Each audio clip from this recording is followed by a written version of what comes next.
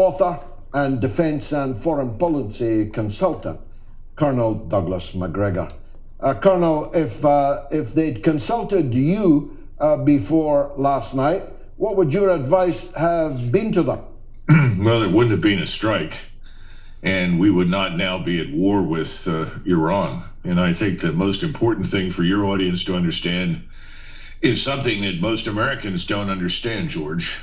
The United States is now at war with Iran as Israel's critical and ultimately only real ally. It's very important to understand that, because this is something that Israel, its lobby, and ultimately its agents in the United States have tried to bring on for 30 years. They've now achieved it, which explains why Mr. Netanyahu last night was almost giddy in his response. He knows that he's finally got what he wants, because this war is going to expand. It's going to take time. How long is anyone's guess that it could have terrible consequences? So I think there was a failure at the policy-making level to understand what they were doing. And if you listen to Trump, this is not a man who wants the war.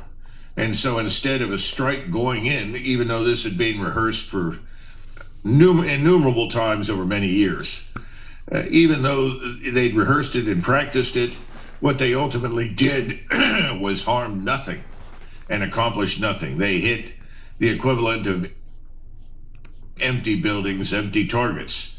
And then after doing so, he announced that he was now ready for peace, which is the ultimate expression of self-delusion. He now has a full-blown war on his hands. But until the Americans are hurt in some demonstrable way, most Americans will not understand this, and they don't understand it, George. That's a big mystery. Of course, as I said in my monologue, the IAEA say there's no radioactive material in the atmosphere. There's no sign of emission. And so either there was no material there in the first place, or it did not succeed in getting anywhere near it. And the Israelis are beginning to say that now. Channel 13 this evening said that you cannot destroy Iran's nuclear program by bombs. In which case, why go to war with them? Well, I tend to agree with you, but there are two things that are now very clear. Number one is that Iran is going to double down on its war with Israel. In fact, within the next 2 weeks, I'd be surprised if Israel is not entirely destroyed. Secondly, Iran is receiving and will continue to receive enormous amounts of aid and support, particularly from Russia and China. Three, the Iranians have now collectively decided to close the Straits of Hormuz. There are 50 oil tankers sitting in the Gulf, packed or filled with oil, ready to transport through the Straits of Hormuz. They're not going to move. They're going to sit there. They are now hostage to the closed straits. What are we in the United States going to do about that? Well, frankly, we don't draw on the oil from the Gulf for the most part. It's not going to make much difference to us, at least in the short run. But this is going to have a terrible impact on the rest of the world. There has been no thinking, once again, about the long-term strategic consequences. There was no thinking about, is this the right way to achieve the aim? Because if you're an Iranian right now, you're going to do everything in your power to build a nuclear weapon. In fact, I would argue that there will be countries all over the world that will now build nuclear weapons because they don't want to be visited by the United States Armed Forces in the middle of the night. We are the threat. We are the rogue state supporting the other rogue state, Israel. And then finally, no mention is being made in this country in any way, shape, or form of what's happening in Gaza. There's a complete failure to understand that Gaza is the catalyst for the larger war that's now going to begin against Israel. Every Muslim country is going to come on board against Israel, along with Russia, along with China. I'd be surprised if Mr. Putin doesn't make it very clear to Mr. Netanyahu that if he contemplates using a nuclear weapon, he needs to understand something. If you do this, if you use a nuclear weapon against Iran or anyone in the Middle East, we will use a nuclear weapon against you. I'd be very surprised if he has not already said that. We don't understand what we've walked into because we're not informed. We still think this is 1991. Listen to the rhetoric. I'm ready for peace now. We've made our point. We hope the Iranians understand us and will make peace. Have you lost your mind?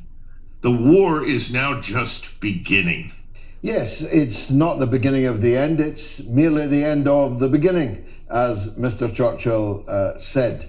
Now, the impact of all this on Donald Trump's popularity, all the hypocrites are coming out. Nancy Pelosi is denouncing this lawless act of brigandry.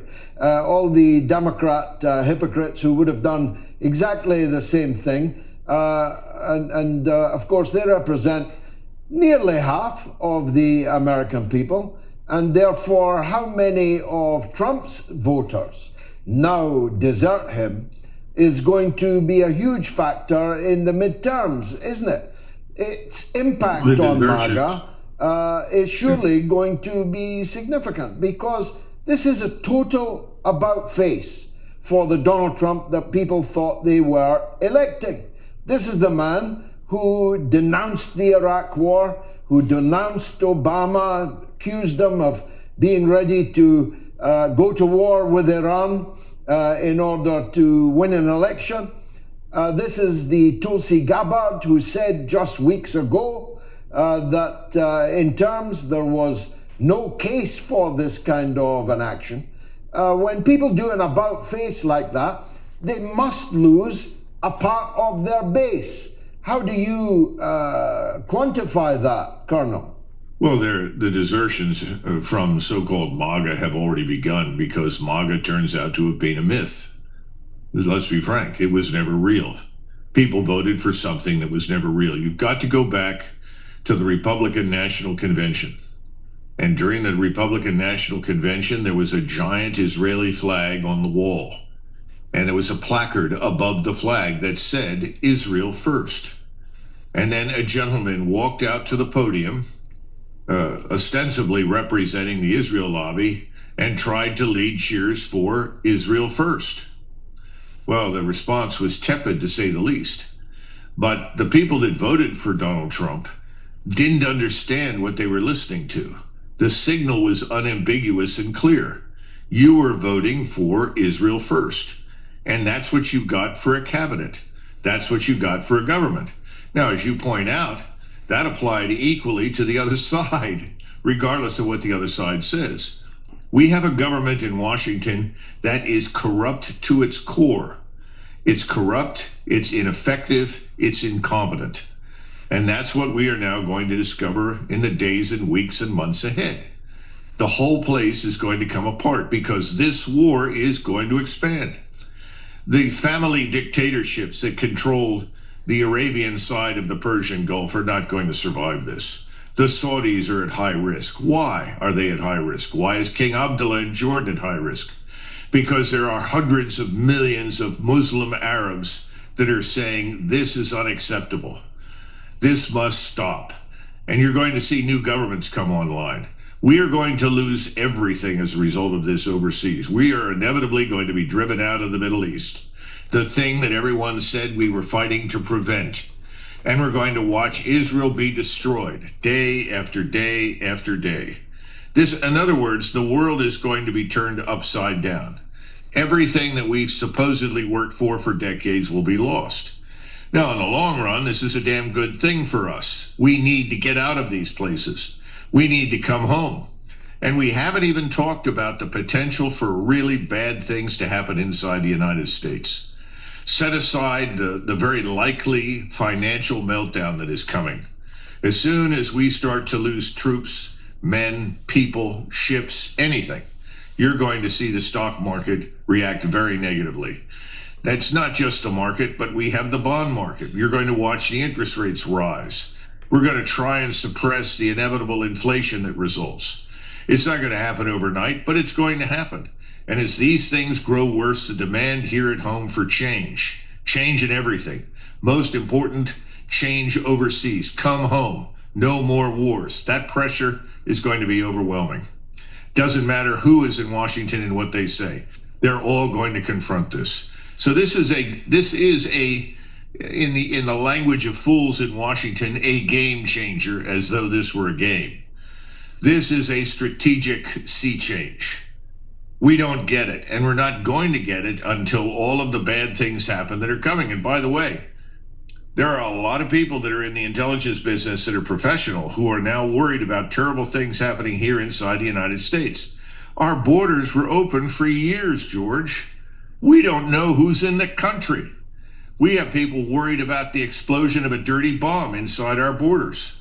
And we should be worried, extremely worried.